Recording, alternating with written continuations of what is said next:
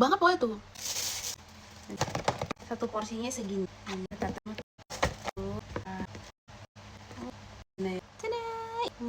Ini penampakannya kayak gini. Dia tuh pakai pisang sabe, ada biji-biji wijennya gitu.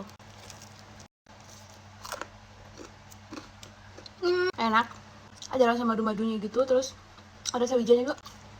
Jadi tuh kayak pisang rumahan tapi enak banget. Wijennya banyak banget. Tekstur pisang gitu aku suka banget, nggak terlalu keras, nggak terlalu lembek juga, jadi enak banget.